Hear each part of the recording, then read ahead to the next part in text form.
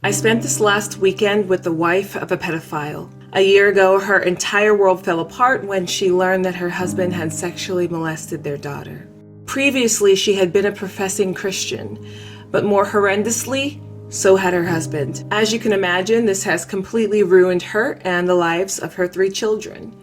She now lives as a single mother and has turned to New Age practices and magic in order to protect her family. Unfortunately, her children are suffering with severe mental and emotional trauma. I still think Christ is an enlightened being, she said, but the fact that my ex-husband is still out there, potentially ruining another life, I've just got major trust issues with the whole Jesus thing. Those were her words. I remember having similar feelings after my brother died of cancer. How could God let such a thing happen? We were all Christians.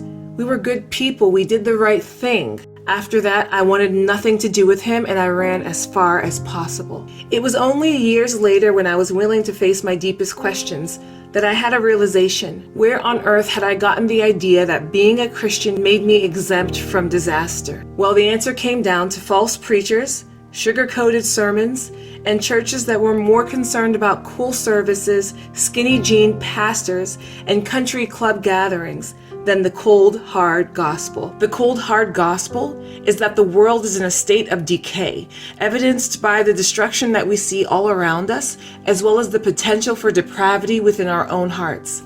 This is what Jesus came to deal with, and no one is exempt. The cold hard gospel is that Christianity is not a get out of jail free card. The cold hard gospel is that the first believers and the disciples were tortured and eventually killed for their loyalty to Christ. John 16:33. I have told you these things so that in me you may have peace.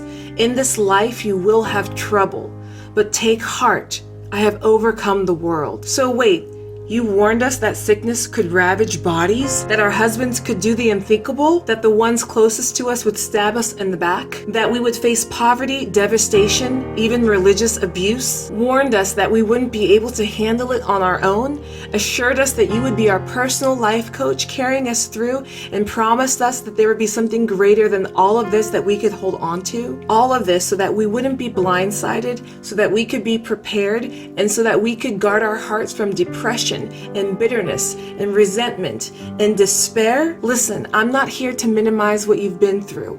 Losing my brother was the most painful and yet the most mind, spirit, and soul shaping journey I could have ever walked. After allowing it to destroy me, I took Christ up on his offer and watched in amazement as he turned my ashes into beauty. As I gained a wealth of understanding and discernment and perception I would have never gained elsewise. As I came to understand that as spirit beings having a human experience, what happens in this teeny tiny piece of the storyline is not the most important part of the story. How it shapes us is. After hours spent with my new friend, she came to a point of true brokenness as she admitted that her family was far worse off than she could have ever imagined as she attempted to play God and put the pieces back together.